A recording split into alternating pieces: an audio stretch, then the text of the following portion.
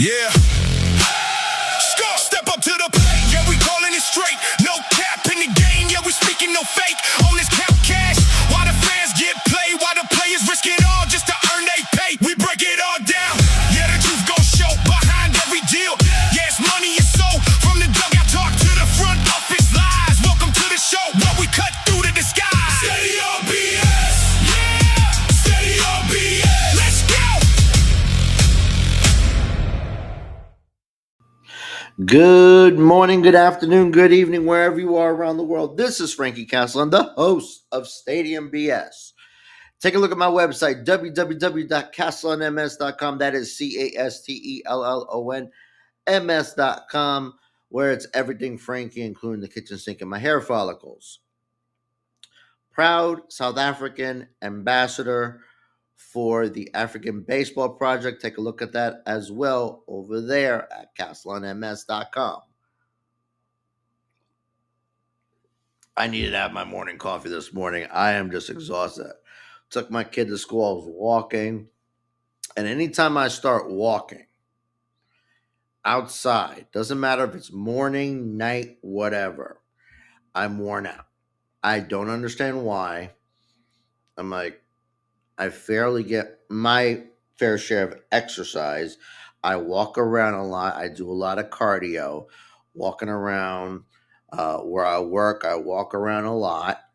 You know, I don't get it. I'm just very worn out, very tired. But the show must go on. This will be pretty much my last video I'm creating. This is an exclusive video because everything is visual. And I am wearing my Rays jersey because we found out that Hillsborough County approved their side of it for the MOU, and soon to be the city of Tampa, which when this comes out, most likely, and I'm like, this is gaining momentum that the city of Tampa is going to approve their side of the MOU, their funding, and then they could approve all of it before June 1st. I think it's going to hit that June 1st deadline, maybe a little after. I don't know from this recording. And they are going to start building that stadium as soon as possible. Probably, I'm going to aim for September to start construction in order to make the 2029 deadline. It's going to happen. I'm not at all worried about it. There's not going to be a bombshell to move into Orlando or Nashville or Raleigh, whatever. Just relax. Trust the system. Remember, 20 years Sternberg is trying to get a new stadium and failed, if I remember correctly, 4 times. Take a look at my YouTube video about that, about the history of Rays ownership. New ownership, Patrick Zalewski, Ken Babby, was it Mike Cosgrove? The 3 big ones. 8 months. From October to June. 8 months to get a stadium deal finalized. But that's not what we're talking about. I just wanted to throw that in there real quick. This episode is going to be a visual. This is going to be a video episode exclusively. This is not a podcast episode. The reason being is that this is a belated 5950 day episode that I put off because I had other topics. If you look at my previous episodes, take a look at them. And I found a particular Instagram account that is from a designer from New Era. And if you see below, his name is DJ Mach 716.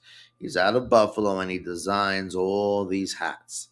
And he loves his Buffalo teams, the Bills, the Sabres, etc. And the reason why I wanted to talk about his account is he designs the New Era hats that are licensed. A lot of what I'm going to show you, they've never put on sale, put in production.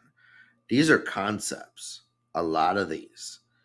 And a lot of these are minor league affiliated that I'm going to show you. But they are really, really cool. And I wish, and I'm going to show it to you, These are on his account. You feel free to take a look at his account. I will tag him on this, and you see what my wish list. That's funny because my Instagram name was New Era Wishlist 738, which was a long time ago, and I changed it to Frankie Castle on caps to be more general because I wear now snapbacks because of my hair. I could jump to a 7 5/8 now. I barely could fit a 7 1/2 with my hair. My hair has to be down and not in a ponytail. Um, I'm not wearing a hat now because I am needing a shower for sure. I had to rush this morning to take my kid to school. So I will shower after this video. I promise you that. And what was I going to say? So I'm going to show you that list. And it is pretty cool. This is going to be a fun little episode. I like talking about it. But yeah, back in the day, I was New Era Wishel 7 through 8. Was a big portion of the cap community.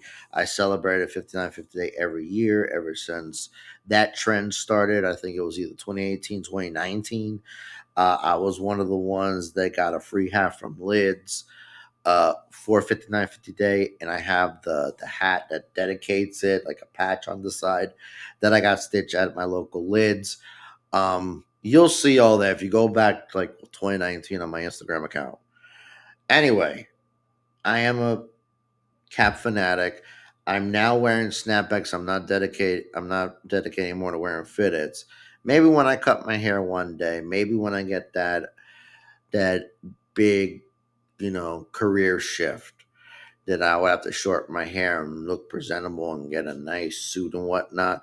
But now is not the time. So any hat I like wearing. That's why I call myself Frankie Castle Caps, because hat diversity. I like all hats. Doesn't matter. If it looks good on me, I'll wear it. No problem.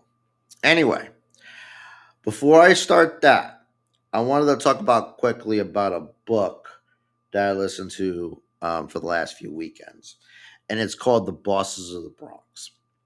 The Bosses of the Bronx is a book that recently came out back in March, and it tells the story of not only, and this is all the timeline from 1960s, 1970s. We're talking about George Steinbrenner before he bought the Yankees, and when he was a businessman for his father's company in a shipyard, to not only himself, and we all know his history. If you're a Yankee fan, you know his history and what he's done to baseball, both good and bad, but also talks about the history of his sons, Hank and Hal Steinbrenner, and their contributions to the Yankees, and to currently how Hal Steinbrenner is handling the Yankees, which is a very interesting listen to.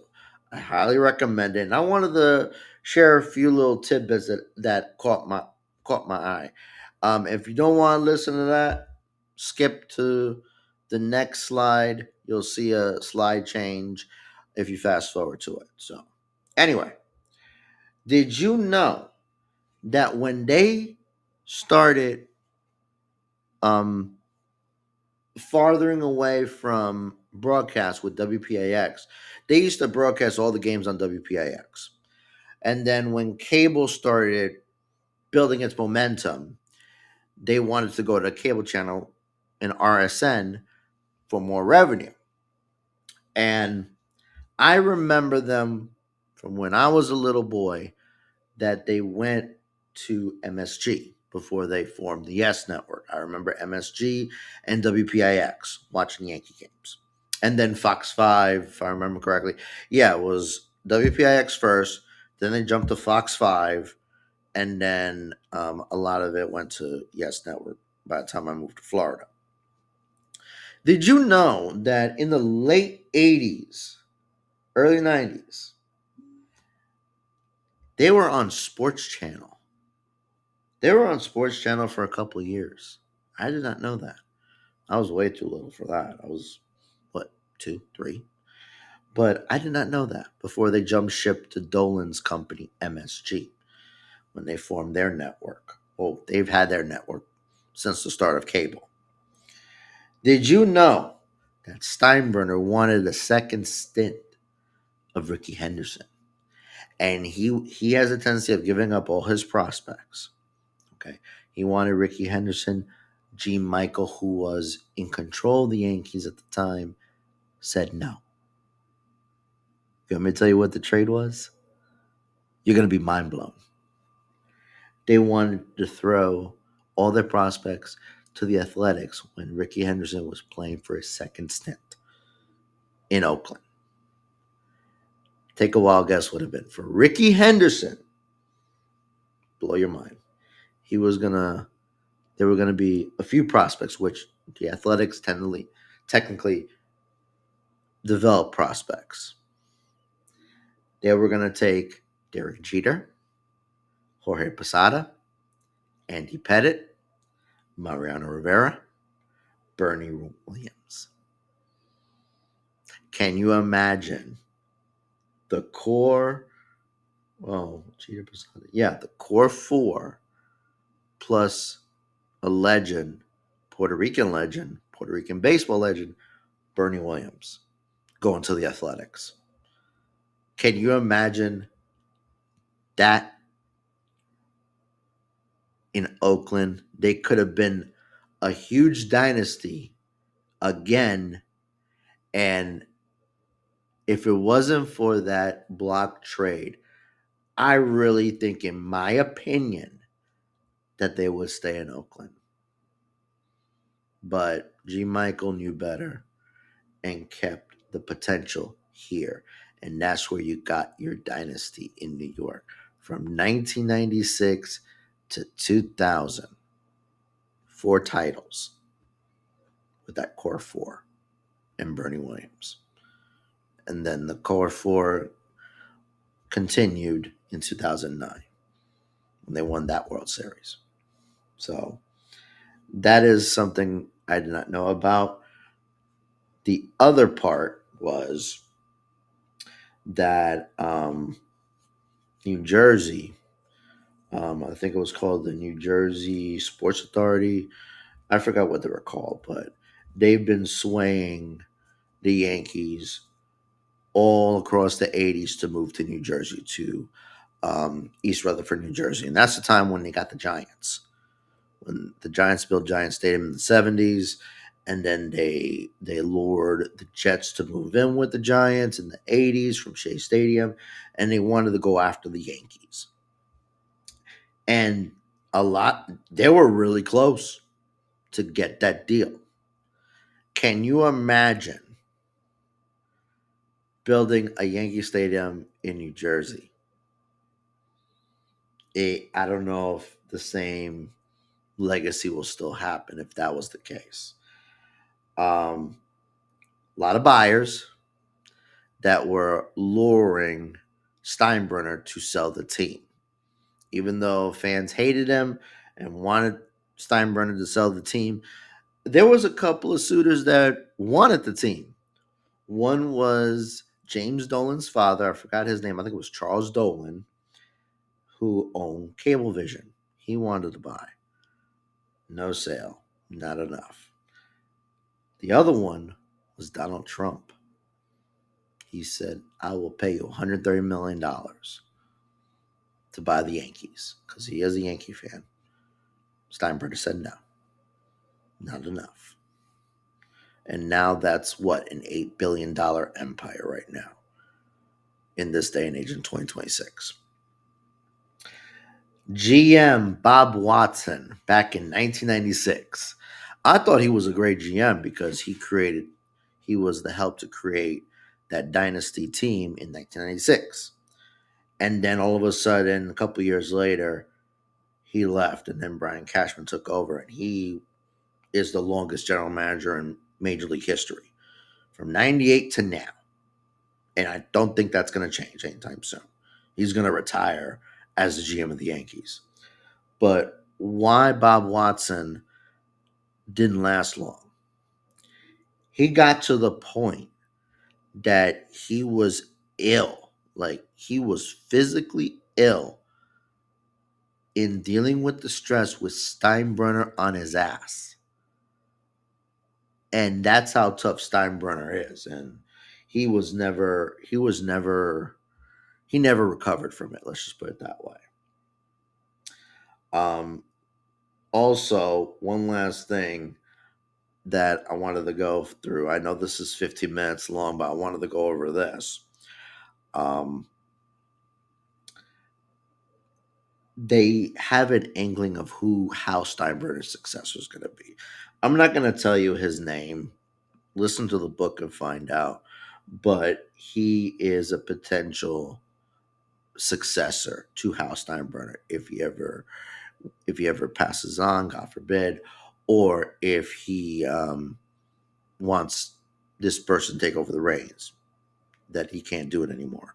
Hal Steinbrenner, if I remember correctly, he's in his 50s, so he's going strong, and he has a very business mindset that's working with the Yankees. So anyway, those were the things that caught my eye in the Boss of the Bronx book. I really did enjoy it. It gave me a different perspective of it. So take a listen to that. I will have a link on Castle on MS about that. Whether you want to get the book, the audio book through Audible, Spotify, wherever you get your audiobooks. Get the physical copy. It's a good read. This recently came out. I would suggest if you're a Yankees fan, go for it. Now, let's get into what we really want to talk about. At this time, we're going to talk about hats and what is my favorite hats that this person put out that is not in production.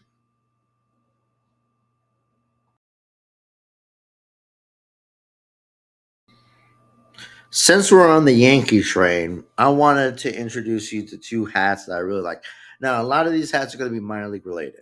Okay. I really enjoy minor league hats because of especially affiliated hats that reference the major league club. I think it looks unique, and I like unique, to be honest with you. So I'm kind of sad that they're going through their own branding, like branding through Brandios, Simon Studios, Future Sports, whatever. These designers, and the reason why they're doing it is for, excuse me, cost cutting. That's why a lot of these teams are under private equity firms now. The majority of minor league baseball is under private equity firms. Reason being is to minimize costs, to maximize their profit. Simple as that. And in order to do that, the licensing of the team has to be eliminated so they have their own branding. Okay. And that maximizes merchandise sales. This is from a business sense, I'm telling you, but is it always right? Not to everyone's opinion, but I'm just explaining why. But I love affiliated hats. I really do. I enjoy it. I still have my Tampa Yankees jersey that I'm going to wholeheartedly keep till the day I die, or I give it to my kids. But these two over here, one on the left side of your screen. I'm sorry, yeah, left side of your screen is the Empire State Yankees, and that was a stint for 1 year. And I think it was 2012, and then 2013 they went back to their renovated PNC Field in Scranton, and they had to go to Rochester temporarily for one season. Yeah, it was 2012, and you saw a rehab stint of Andy Pettit, and they had the Scranton Wilkesboro Yankees jersey still because they were that years prior, but they switched the hat up to this. And it's just unique because not only it represents New York City, but it represents the state. Now that's unique, and I love it. They never had any jerseys involved with it. It was just the hat itself, and I wish I would have got the hat, but I am a cheap SOB, and I should have. I should have had the opportunity when I had the chance. But this was a very unique hat. I love this one. And then we're going to go into the right hand side. This one I completely regret on selling. Okay. Um, Backstory, I lived in Tampa for a while and I did go to Tampa Yankee games. And this was known as the retro hat that they wore, if I remember correctly, in the 2014 season. It was all navy and it had that logo, the Tampa Yankees on it. And I bought the hat and it was wonderful. And I, like an idiot, sold it off, not knowing whenever I'm going to get this hat back. Um, so I regretted it. I'm like, I help my family out and I would do anything for my family. And I'm now rethinking my decisions of that and not sell hats anymore. I don't want to sell hats anymore. Other things I will don't mind to sell, but hats, I like wearing them. I rotate my hats all the time. And I had to learn the hard way that I shouldn't have sold this hat. Others I was fine with. This one in particular, I would love to have back. But anyway, it was all navy. This one is a pinstripe form, and it just looks fantastic. It has the ominous main logo of Yankees on it. It is nicely put in with the Tampa on top, and it represents both places where I came from, Tampa and New York. So I love this hat wholeheartedly. I wish they could bring this back, but we'll see how that goes. I'm just putting out my suggestions, but these are awesome hats that are Yankee related.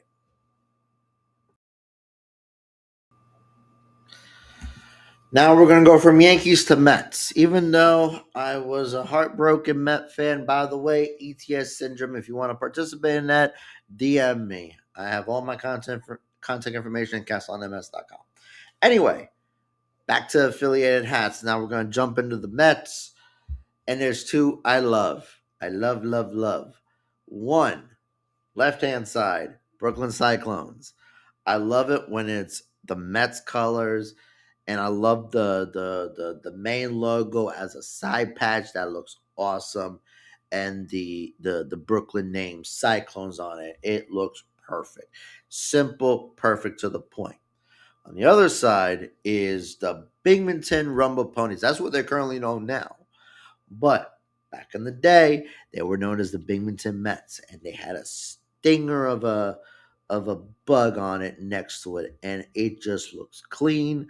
I wish this hat on the right hand side was all blue, but anyway, it looks wonderful. It's designed perfectly. I love it so much.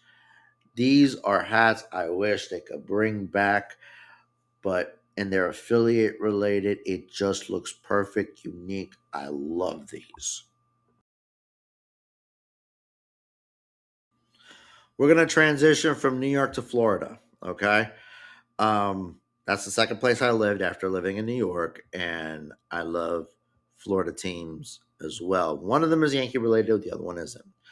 We'll start off with the one on the right, the Tampa Tarpons. They switched from the Tampa Yankees to the Tampa Tarpons, if I remember correctly, the 2015 or 2016. Excuse me. And they have this logo like this, and it looks good because I like the full logo side patch. That looks cool, and then the T in front. It looks Yankee esque. It's solid. It's clean. I love it. The one on the left, and I'm going to give you a little history about this. They are known as the St. Petersburg Devil Rays. This team was formed when the Tampa Bay Devil Rays were formed. They were the single A Florida State affiliate, and they played in Al Lang Field in conjunction to the Tampa Bay Devil Rays playing in Tropicana Field, which is not that far apart. That's a maybe a half-hour walk or maybe a 5-minute drive if you could find parking. All in downtown St. Petersburg. They played in Allang Field up until, if I remember correctly, 2008. That was around the same time the spring training occurred. But eventually, in my opinion, since they are going to be in the Trop for the next 3 years, I would suggest putting this logo on the current Tampa Bay logo as an alternate. When you do these retro Devil Ray days, I think it'll be appropriate to put this instead of Tampa Bay just to pay homage to them since they're spending their last 3 years in Tropicana Field in St. Petersburg. They spent 30 years in St. Petersburg. So this will be a nice little homage to St. Pete, and it's very unique.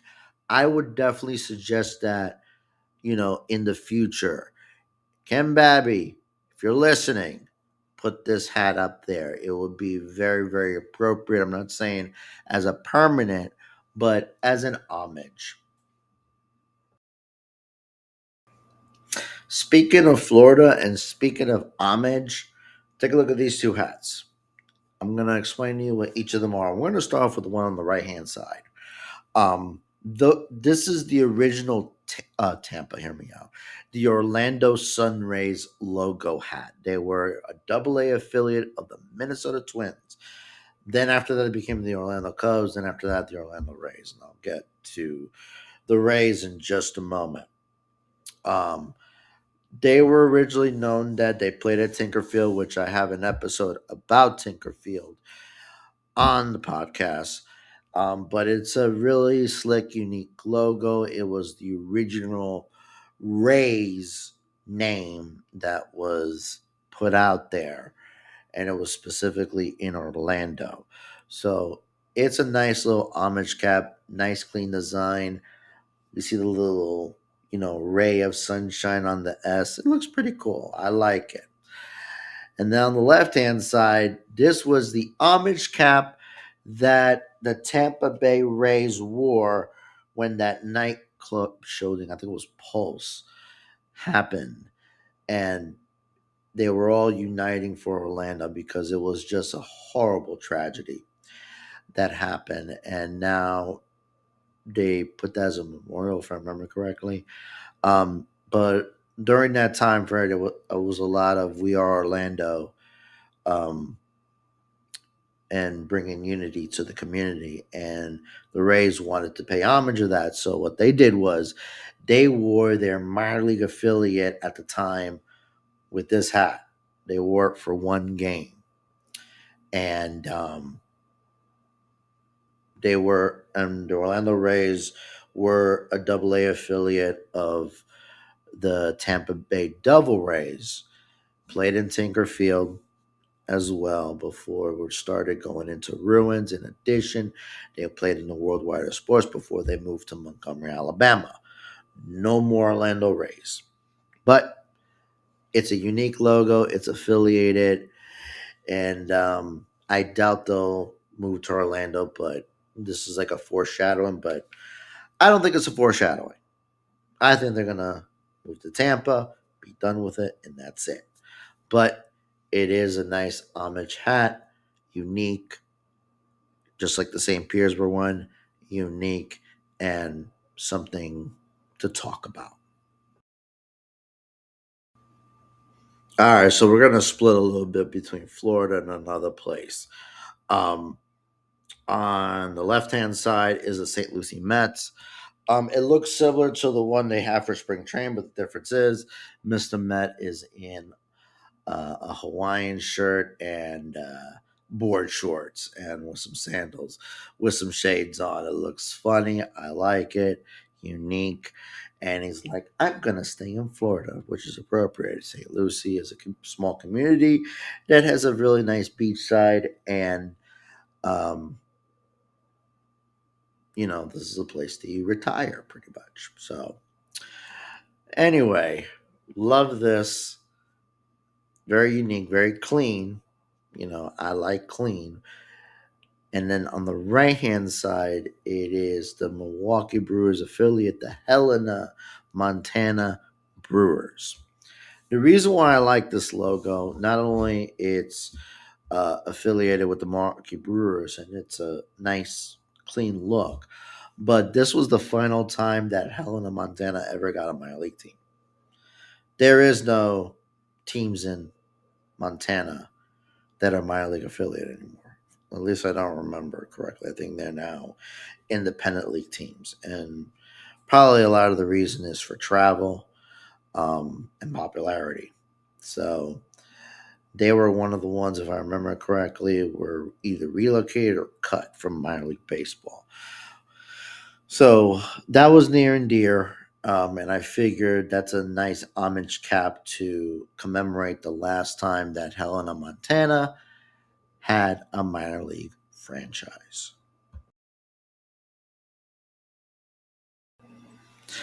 So we're going to transition from Florida to the Carolinas, where I live currently. Um, the Florida one is another one I regret selling. I like it was just it was a gap for a long time that New Era did not have licensing for the NHL, and I had one of the final hats for that. And I sold it off quickly. It was sold real quickly because it was at the time that New Era didn't have the licensing at the time, but now they do, and I think that's going to be permanent. And it wasn't this logo, but it was a similar logo, still with the lightning strike, still the solid blue, but this one looks 10 times better. I like it when it says Tampa Bay Lightning Hockey Club. Solid, clean. Wish this was on sale somewhere. We're going to transition over to Asheville, North Carolina, and one of my favorite ballparks to go to, McCormick Field. Beautiful, beautiful facility. I have not been to the upgraded one. I would like to go one day, but that's in due time. Um, this one is the original Asheville Tourist logo with Teddy Bear, which is one of the mascots for the Tourists, and then they have Mr. Moon. That's the other one. Um, the Tourist during this iteration was actually the affiliate of the Colorado Rockies. Before, I think it was Brandios, or yeah, it was either Brandios or Fuser that redesigned it to Mr. Moon um, in 2011, 2012, and they kept that to this very day. But this was the original affiliated version. It was still an original look.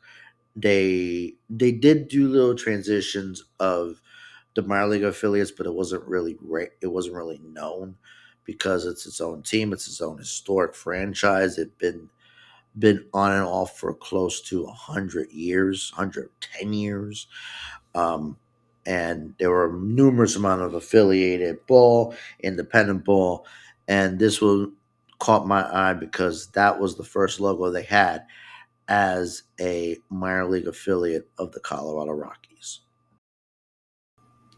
Sticking with the Asheville Tourists, I want to show you the current look. Okay.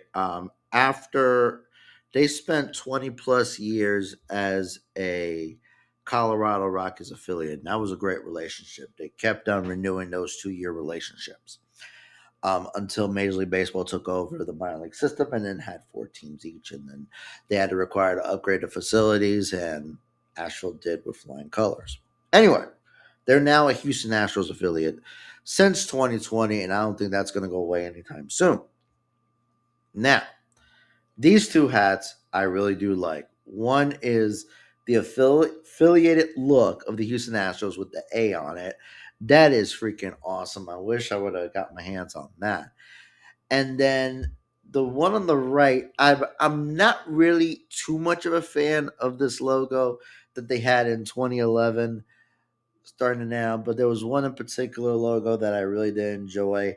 They have the swinging bat with the knapsack on it, the one with the smile with the glasses of Mr. Moon. But this Mr. Moon in particular is eating a rib. He's eating some good ribs that he probably get from one of these barbecue places that remember in the South, barbecue is everything, and there are so many different barbecue techniques and sauces and all that. So this was paying homage to that. It's a cute little logo with the team colors on it, the Asheville Tourist team colors. It's unique. It's nice. I see this for like all you can eat Wednesday or whatever the case may be on their ads, and it's pretty cool to put it on a hat. So uh, even though I'm not too a fan of the Astro Tourist look, I love the facility. That's a plus. I love going to games there, and this one in particular is a cute little hat. Now we're going to go from I-26 to US 25, which is merging into White Horse Road, into Greenville, South Carolina, where I currently live. Greenville has a minor league affiliate that has been around for now 21 seasons. They're known as the Greenville Drive. I've talked a lot about it. I've talked about ownership. I've talked about their contributions to the community and how it revitalized downtown Greenville. I have talked about this till I was blue in the face. But they, the logo, the main logo they have, Greenville Drive, it's okay. I'm like, it's paying homage to the automotive industry in Greenville. They have the Michelin plant here, which makes tires, and then they also have the BMW factory in Spartanburg. So they're combining what homage is to the automotive industry. Now, my personal opinion, the original name, if you look at my website, castleonms.com, go to the YouTube and look up the Greenville Drive stuff I put out there. They were originally supposed to be the Greenville Joes, and I wanted that name to be. I even put together, Greenville Joe's hat and T-shirt at the time. The hat kind of sucked, that's why I got rid of it. But the T-shirt looks pretty cool, and I would love for them to change that name, but I digress. So they been a Boston Red Sox affiliate since the beginning. Okay, and from what I've seen, their jerseys have not changed. They've transitioned to like a red alternate, red hat. They did last year a navy blue alternate with a red hat, which makes no sense. And then they also added a two tone with the G, similar to this one, on the on the on the cap. It's known as the affiliated one, but it was all white, the G. It was a red bill and navy crown altogether. Looks cool. They use it for their main jerseys. They also use it for their home jerseys, their alternates, etc. And then they have Greenville. They also have a Green Day on Sundays, which has an all green jersey with and it's more like a dark green, a forest green, not the Fenway Park green, which I wish they would put out. They have that in a dad hat, but anyway, rambling on is what I'm saying is they don't really have anything that resembles how the Boston Red Sox look. They go to similarities, but they're their own identity. That's mainly what I'm trying to say. Imagine if they actually did the Boston Red Sox exact look. Case in point, the hat on my right looks like the Boston Red Sox hat only with a G. I see this in MVP 47s. I've seen this in dad hats at the team store. I've never seen this in the 5950. I don't know why they don't have it. I don't know why they don't play a game with this hat, but I would love to see that happen one day, just for fun. Or maybe do like an affiliated day with either the City Connect green and put it at Greenville and make that hat green as well. That would be freaking awesome. Okay, that'll be the next Green Day because there was a video I did a while. Did I do a video of it? I don't remember, but go through my stuff. Go through my socials. Green Day is what they celebrate their Greenville's birthday every year, and they celebrate it. And they have all these fun activities. I took my daughter last year, and she got a nice little cape, a t-shirt.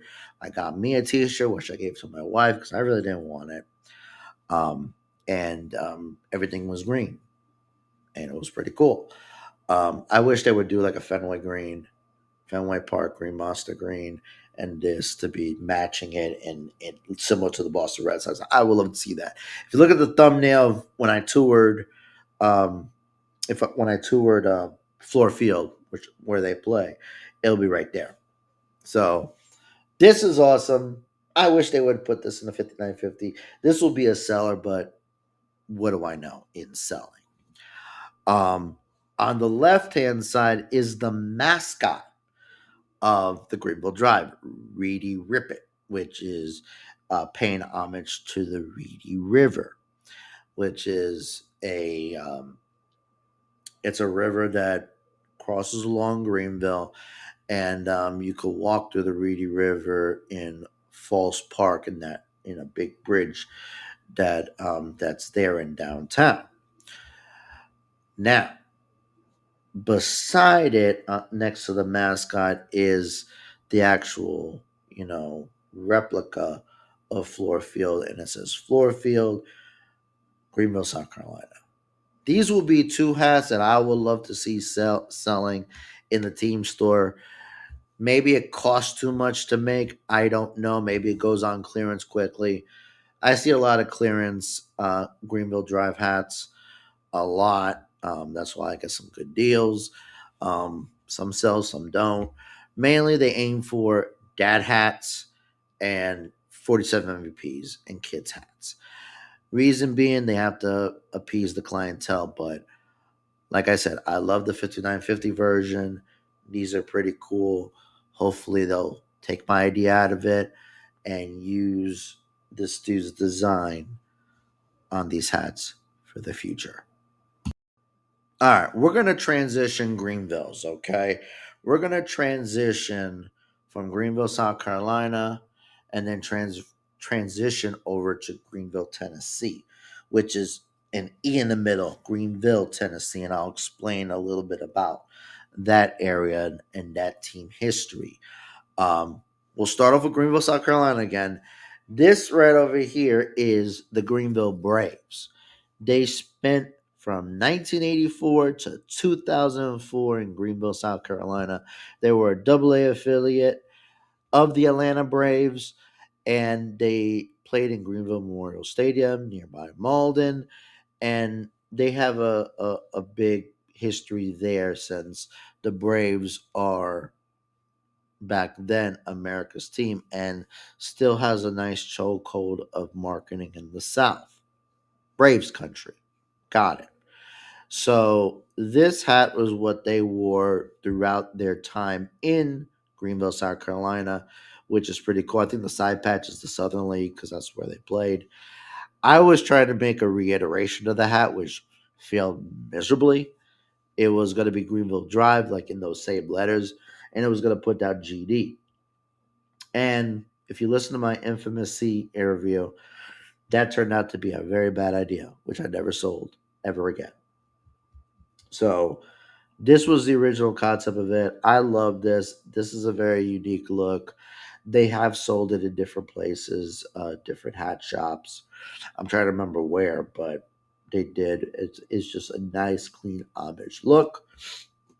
Wish they would bring them back to like lit stores and all that, but whatever sells, sells. I'm just telling you my opinion. Now, going from Greenville, South Carolina, we're going to go to Greenville, Tennessee. Greenville, Tennessee has always had affiliated ball up until 2020. And they were in a league called the Appalachian League, which was, if I remember correctly, a rookie league.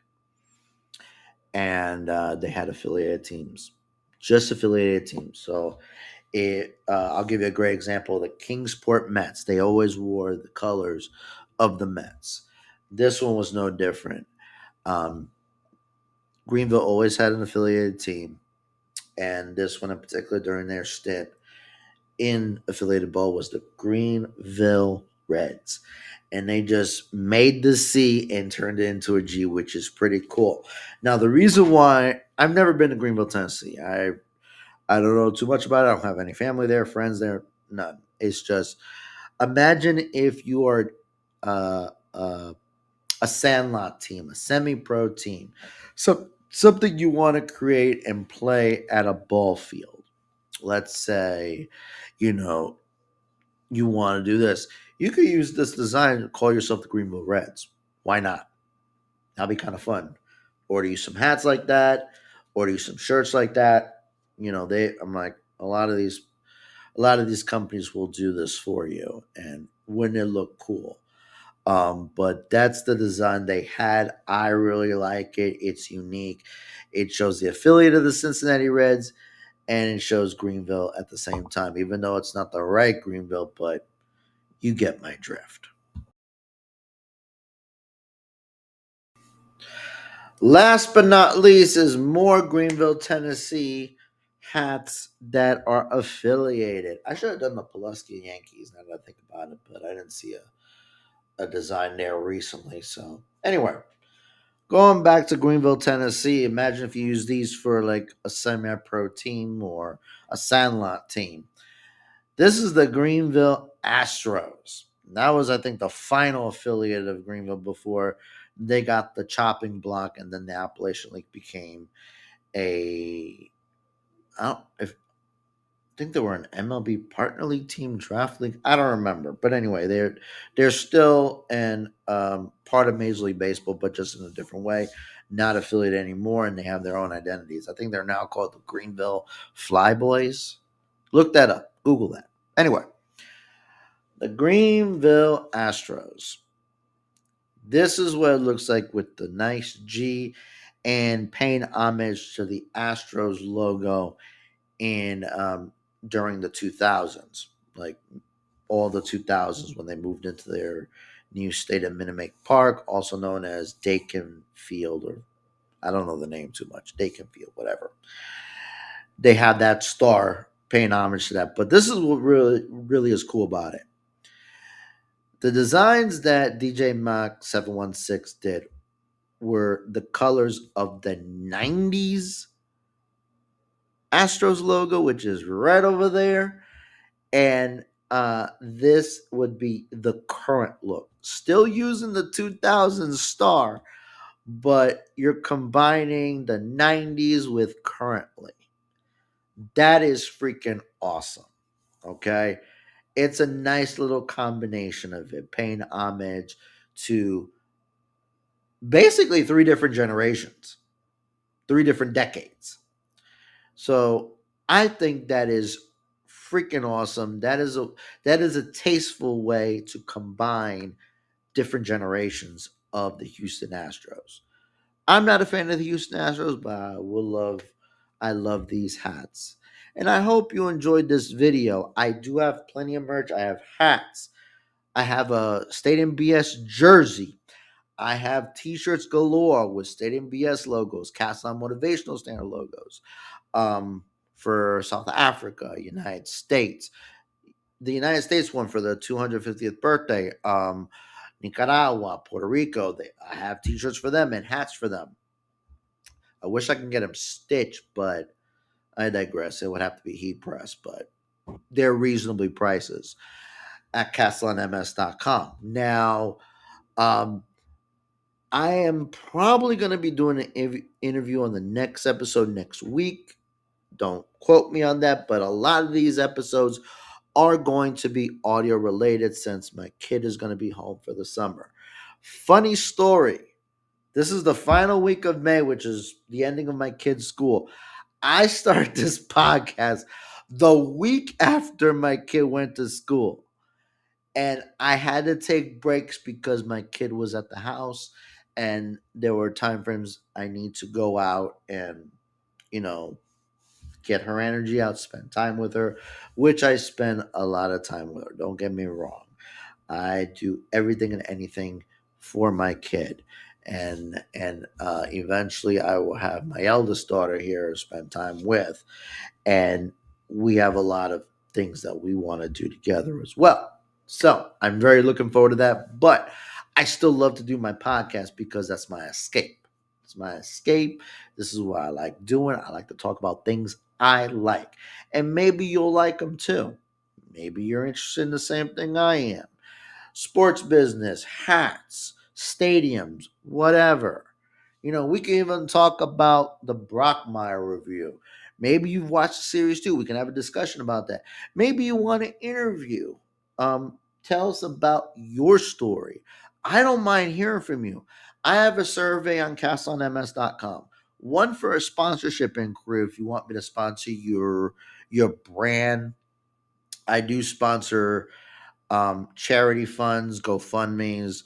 I've done that in the past with the Africa Baseball Project and supporting South Africa women's baseball going into international competition.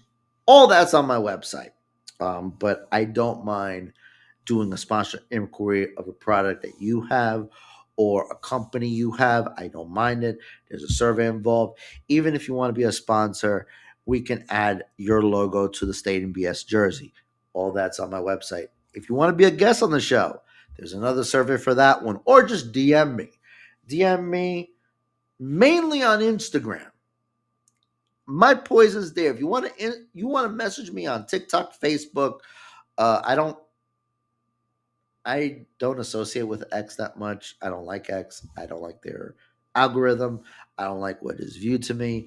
I only use an X account very, very minimal in case I have to go look at a tweet or a link to a tweet or a tweet to a link or whatever in order to get in. That's the only reason why I'll use it. But other than that, count me out on that one. It's not even the same handle. Okay. It's completely different. You won't know what it is. Life goes on. But let's see Facebook, Threads, Instagram, TikTok. Am I missing any? Maybe, maybe not. I don't know. But I don't mind hearing from you. I want to do a series on the ETS syndrome. If you're a diehard fan of the Mets, Jets, or Nets, I am sorry, but I would love to talk to you about that as an interview. I should be having an interview with someone next week, which will be posted after. This is going to be the week of June 1st. We'll probably get some news that the Rays are going to be finalized with